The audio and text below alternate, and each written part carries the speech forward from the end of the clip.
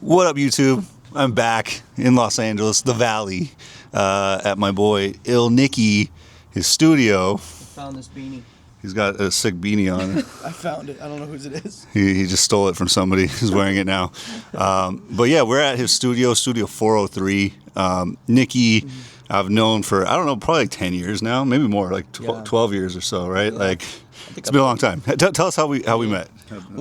Well, okay, man, for real, because I think it has been a lot longer than that. Yeah. It's, I mean, Team Backpack was, like, pivotal in so many people's music careers, rap careers. I've seen rappers turn into country artists. I've seen rappers from Team Backpack turn into, like, literal, like, superstars. Like, people have gone to all different things, you know what I mean? And I've seen rappers who have absolutely seen their career come into fruition. So it's like, it's been sick, and I got to be part of that class kind of coming up, and a lot of our North Star to keep pushing was those auditions. I was like, man, every year we come and you'd be like, oh, here's another opportunity to get on Team Backpack and maybe meet Avi and Catalyst. And I used to send my auditions in and sometimes get turned down, sometimes get through. I went to Mula, met these guys. Long story short, now I live with Avi and Billion. So here we are, and sitting with you in my backyard. Yeah, crazy how it all kind of worked out for everyone. And, you know, I'm like kind of in the spot right now where I'm just like, I've known all these guys. I'm not like always creating content. I'm just capturing all this stuff. So I just want to highlight dope people. He does dope work. Yeah. He's got a great music catalog, works with a bunch of different artists and producers and songwriter. He's a songwriter himself as well now too, out of this Studio 403. I know you're from San Diego originally. You came to LA. You started the studio. No, I'm from the Bay. Oh, you're from the Bay. Yeah, you're from the Bay. Then you moved to Dago. Yeah. Born in Boston. Okay, Raised all right. in the Bay Area. Oh, okay, nice. And then moved to San Diego, right at, like, a couple years after high school, and then LA. Yeah. But Dago was definitely like pivotal for me as a city to build. It was like my music career was born in Oakland, because like my brother, I was living with my brother on 60th and San Pablo, right next to Sideshow Kitchen. If you're in Oakland, you got to go check out my brother's burger spot. But I wanted to be a music artist, and my brother Mike wanted to run businesses, and we would really like just support each other, try to figure it out, like, you know, support each other through that process, try to encourage each other. And that's kind of where I started. But then my boy James pulled up on me one day because I made like just a regular mixtape called Hungry. And it was just like poorly executed. Wasn't very good. But, you know, he loved it. And at the time it was like, yo, this could be something. It was like the seed. Yeah. And he pulled up to my house and he had a spindle of CDs he got made at Kinko's. My boy James, shout out to James. And he basically said, hey, bro, I think you're really dope. I think you have the world of potential. I think you shouldn't be afraid to try. And I think we need to go down south and see what you can do. And he just planted that seed of being like, someone else outside of me and like my family thinks I can do this thing. Yeah, sometimes that's all you need. Yeah. That one person. Right. So hopped in his red Jeep, literally headed down to San Diego. Well, we thought we were going to LA. The only reason we didn't come to LA is because we went on Facebook and we said, anybody got a place that we can live in LA? We didn't even have our situation set up yet. We were just like, come on, just go. True story. True story. And the only reason we went to Dago is because a friend messaged me on Facebook like, hey, I'm not in LA, but I'm in San Diego. You want to live here? And I was like, fuck it. Close enough. Yeah, it was close enough. In our mind, it was like down the street. Yeah. So anyway, we got to build out there, and it was such a close-knit community that it was where it might lack in opportunity as far as how like big LA is and how much easier it is to make money and exist as an artist out here. The pros of San Diego were that it was small and that if you met somebody, there wasn't a lot of gatekeeping mentality. There wasn't nobody cared. You didn't have to pay for everything. Everyone just wanted to work and grow and become artists. Become living artists. It was a big community, and because of that, it lacked this pressure that you were able to kind of free to fail. You didn't overly judge. Like you weren't critical of yourself. You weren't constantly trying to like compare your numbers. All of that stuff was kind of out the door, and you just kind of could focus on learning as an artist, growing in your craft, and just like showing up for people, and they would show up for you. So growing in the live space became amazing. Like all of a sudden, I'd have like 100 monthly listeners, but I would have like 2,000 people at a show in San Diego, and it was the insane thing. We'd like, and these guys knew that. Team Backpack knew. Yeah. Well, it's kind of all coming back to that now, right? Like that's why we're doing the pull up in person. We're trying to like connect the dots, and like we're having this conversation of bringing back that cypher movement. You know what I mean? Like new edition, new style, new everything, but like that same essence of community that you're talking about. And so like when I come to LA, I got these guys. Avi was like the guy that introduced me to everyone, including Nicky. Outside of like the Team Backpack auditions and all that stuff, like Avi started working with Nicky and a bunch of people from that whole class that you mentioned, right? And you guys have this Studio 403. So you moved to LA after San Diego. You guys started this Studio 403. Tell us about Studio 403 and kind of like what you guys are capable of over here, because I know you guys do a lot. Yeah, well, again, I was a big fan of these guys. I was a big fan of Avi, Catalyst, Alien Fam, and I was a fan of Billion and you and Team Backpack and like everything that you guys had built over there. I was just trying to like meet people and see if I'd be, see I could get in with y'all. So that's kind of where I was at. So I'd come to the shows and, no weirdo shit. Just something like I was trying to grow my career. I was trying to get out there, meet new friends, and try to figure this music thing out. Yeah. So Kat became a friend of mine, and so like he introduced me to Avi and Billion, and like I was saying with the shows in Dago, they would see me and they'd be like, "Yo, like." Your shows look lit down there. Yeah, I remember. We want to come. Yeah. So one time they came down. I set up a show that got canceled day of, and I was scurrying around. The venue canceled on me. So I had this whole thing for Peach Street and Alien Fam and everything, and I was so embarrassed because here was my opportunity to show them what we could do down in Dago.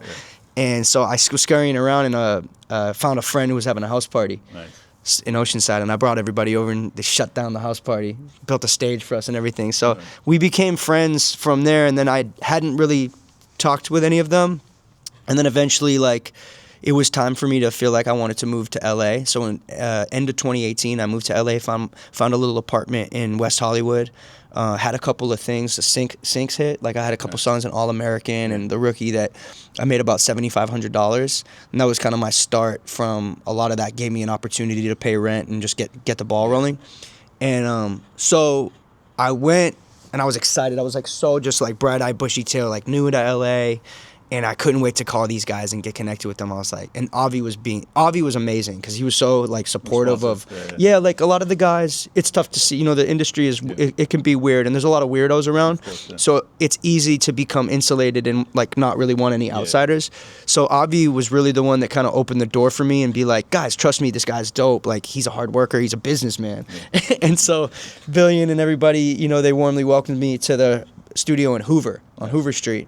And around this time, Mark was just getting out of his deal with Republic. Marky Basie was just getting out of his deal with Republic. And I had just made some comments at the house being like, man, let's start our own shit, on some bass shit, just like, man, fuck all that shit. Why are we spending all this money at Paramount, all this? We could be cell phone, self-sufficient. Why do we need to do any of that? And the guys were really into that. They were encouraged by that. And so the crazy thing is like 2 weeks later, bro, my friend from the Bay, Chris Lowe, he hit me up and was like, hey, Nicky, and it's completely unrelated, by the way. Didn't tell him what I was doing. He don't know them. Mm-hmm. He just hit me randomly by the grace of God and was like, hey, yo, Nicky, I've been seeing everything that you've been doing. He's like, do you want to open a studio? Nice. I got a bunch of equipment that I'm really not putting to use. So we ended up about a year later being able to buy him out. Nice. And we ran 403 out of Koreatown from 2019 to 2024. Nice. And we decided to just move it here, and it's been amazing because parking is easy because we live in a cul-de-sac. Talk about some of the capabilities, like the people involved in that. Like you got Billion, you got Avi, you got yourself. Like what have you guys worked on? What are you guys working on? Yeah, absolutely. I've learned so much from these guys, honestly. When I was coming up, and when anyone's coming up, kind of like, like in the Team Backpack space, it can be easy to like get in a room and everybody just writes their verse. You're in that corner, you're in that corner. Everybody's just like, write your verse, go over there, and we come to, and there's a competitiveness to it, and a kind of a good. It's good for art to be able to say, I'm going to do this. I don't need any help with it. I'm going to learn how to do this. So that's good. But after a while, when everyone's just doing their own thing, it's like we're not working together. These guys really helped me build a room that was so collaborative, and it was like kind of took everyone's strengths and magnified it and multiplied it. And I mean, Avi, as so many people know, one of the most talented songwriters, in my opinion, in the game. And I think he's proving that in a lot of rooms. Yeah. Billion got to be one of the most talented producers, of course, but I think very underrated as a vocal engineer. He's a monster. I've been so lucky to work with these guys, and my music has completely elevated. And, you know, I have my business partners that I started the Ill Movement with, Sean and Don. We really built such a cool foundation. But as the musicality came up, and I started kind of like, so it was like all this teamwork kind of all of a sudden being like helping. I was hearing records back that Billion would mix and that Avi would help write, or help me with cadences, help me with like swagging a line out, you know? And then hear it back and I'd be like, God, we got something. I'm getting better. I'm getting better. So, and I think what I've provided for the room, and not just those two, there's so many people that have made 403 what it is. And I could go down the line of all the artists. Xavier's in there right now. Will Salsky, Wyatt Woodley, of course Sean, like everybody. There's so many people that have made it what it is. Have you heard Rob Law, the artist that's with my label? I mean, just like so many hustlers, so many dope artists that have made it what it is.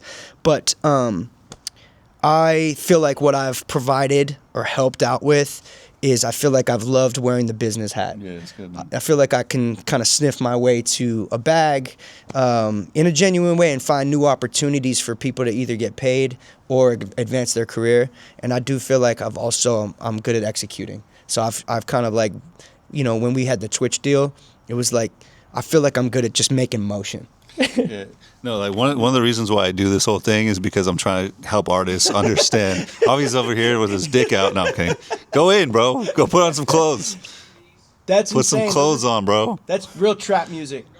Wow. You want? Do you guys want to see Avi? No, don't do it. Do not do this. Do not subject the viewers to that. All right, yeah. One of the reasons why I love doing this, and you know me, bro. I've worked with thousands of artists over the years in different capacities, all around the world. At that too, it's like, you know, the business side is so important, and I want to help artists treat themselves as businesses and set everything up as businesses in a way that puts you at the center, and then you can just fork over whatever you need to your partners, to your label partners, your distributors, like whatever it is.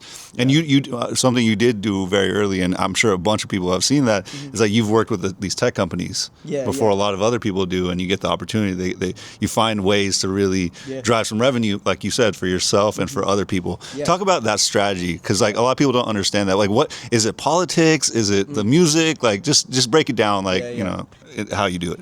Oh man. So first off, there was a guy who. Do you remember this name, Anno Domini? Yeah, sounds. Do you remember the producer? I remember that. Like huge in the early BeatStars. BeatStars.com. AnnoDomini.com. Yeah. So Adrian is his name. Really, really dope dude. And he said something that resonated with me to me early on. And he always said, when the game goes left, I go right. When the game goes right, I go left. So, very simple. And I feel like what happens is we, like, people in the music industry or any entertainment in general, any industry actually, whatever's working, it's like people rush towards the door and then the door gets jammed. And I feel like that's a great opportunity to kind of pick your head up and look over there. And wow, there's no line over here. Them burgers are smacking too.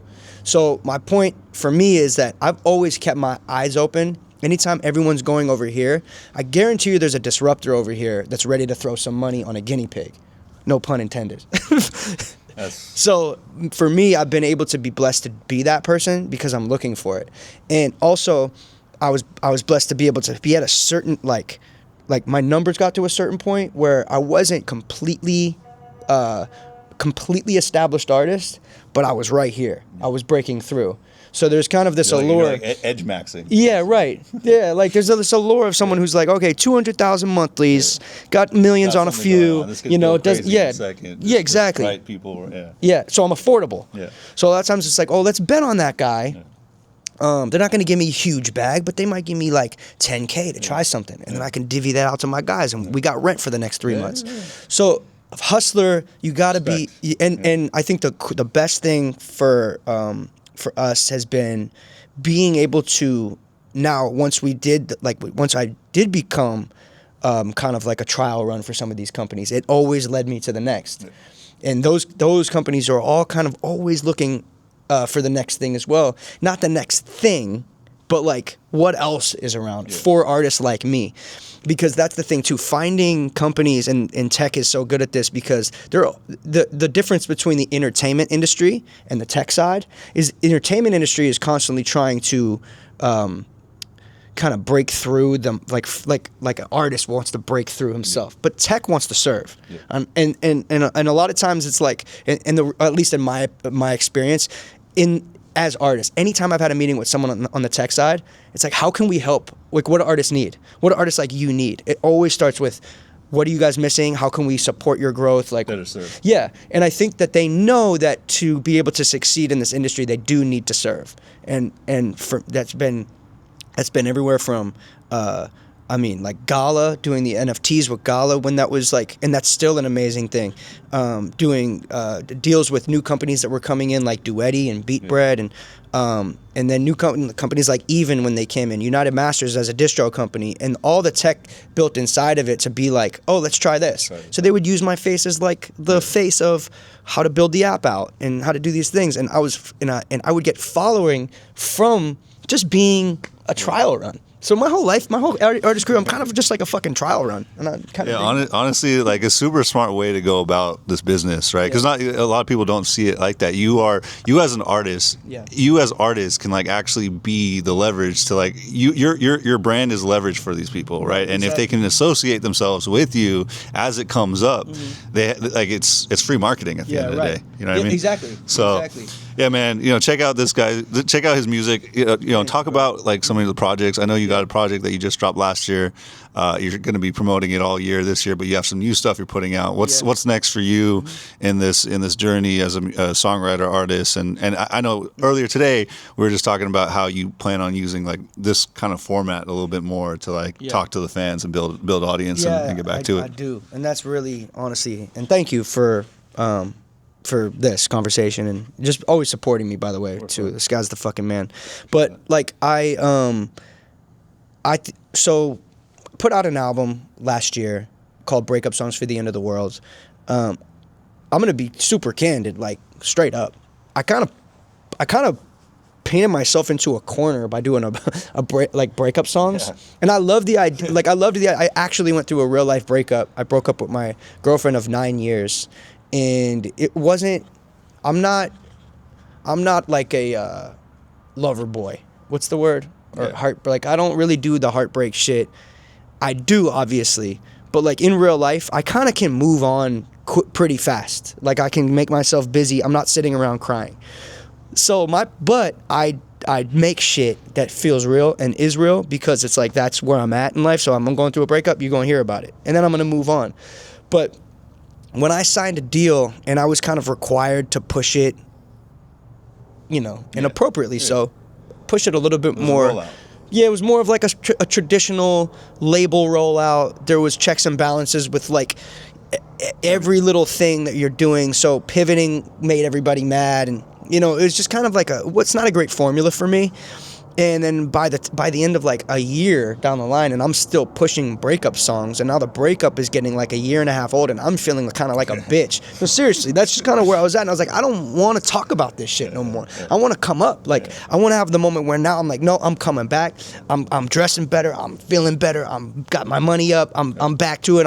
I got other girls in my life. Like, I don't want to be in this. Play that card. Yeah, I don't want to be like, this guy's still fucking crying. Yeah. So, and honestly, it took my brother Mike to tell me that. Yeah. He was like, bro, you still fucking crying about this shit? Move the fuck on. And he's like, come on, what kind of Italian are you? Yeah, no bitch shit, bro. Yeah, right? And it's like, so that's just kind of, to be honest with you, it was a little bit of that.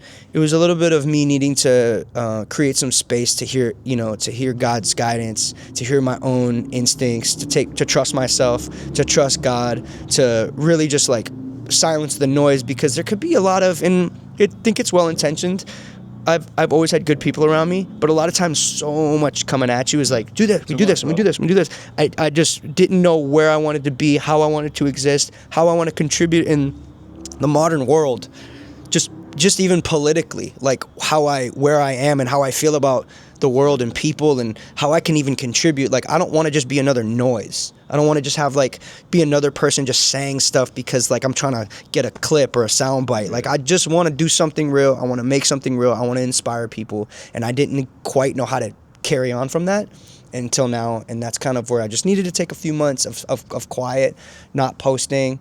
And I think ultimately the place I got to was like, let me just be myself, bro. Let me just be myself. Let me just, if I come off as goofy or I say some dumb shit or I say some stuff that someone might not agree with, I can live with that. I can live with that. I'm not going to make everybody happy. So to be honest with you, like watching Bad Bunny was just a stamp on. Do you? Yeah, it's like no matter how you feel, like this guy gets up on the world stage and makes his message, creates his message of what he feels in his heart is right and true. And there's going to be tons of people that want to tear that down and say, no, his intention is bad. He's bad for this, he's bad for that. But there's going to be millions of others that are going to say, thank you. Thank you for representing me. Thank you for speaking your voice. So ultimately, I went from a place of being passive to a place of ready to be bold. Sure. And I'm ready to take everything that comes with people not liking me, not thinking I'm goofy, thinking my hat's stupid, thinking that, you know what I mean? Like, and I'm just a young guy growing. I'm kind of an unk now, but I'm just a guy growing every day, trying to be better every day and evolving every day. And I'm not somebody who has to wear a mask, or I don't want to wear a mask. And I want people to just I just want to like talk to people again. And doing that in my music now more than ever, I want to talk to my brothers. I want to talk to my mom.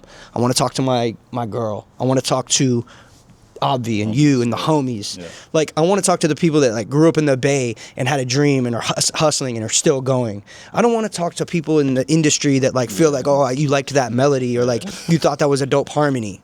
That's cool, but fuck all that. Let me say something that's gonna make my brother, like, who's got to get up at 6 a.m. and head out to the cabin to build a roof. Like, let me help. Let me serve him right now. Sure. That's where I'm at. Yo, we just got the game from Nicky. Yeah, no, this guy, like, I've seen this guy come up over the years and be an inspiration, like you said. Like, he's really helped his friends and community really build their business as well. So I respect the fuck out of it. Yeah, check out his music, Nicky, on Spotify, all these platforms. He's gonna be helping with some of this shit. He's gonna be helping with some of this, like the new Cypher movement stuff that we're building. The cabin. Yeah. You know, I got the songwriting cabin up in there, bro. Yeah, Guerneville. I'm coming to the song camp whenever that is. 3 acres out in Forestville. Let's go. All right. Well, we'll capture some vlogs over there. All right. Yeah. No. Shout out to Nicky. Shout out to you guys for sticking it out. Check out his music and just look forward to everything that we got coming. Hell yeah. Peace. Can I do one more thing? Yeah. Real quick. Thank you so much, brother. And just real quick, 2 songs a month for the next year. We going. Thank you, Dev, for having me. Yeah, the last thing, one more thing that I also, we had the conversation. He saw the vlogs. He was like, dude, Dev, this is the way to go. Right. This is the way that we got to do it. So no, straight up. He's taking the... Listen to this man right here. He knows what the fuck he's talking about. He's known what he's been talking about for 15 plus years. I'm telling you, this guy's got the key. You got to just stay consistent and keep going. And you're inspiring me. Thank you for inspiring me, bro. Love. Thanks, guys. Peace. Talk to you tomorrow.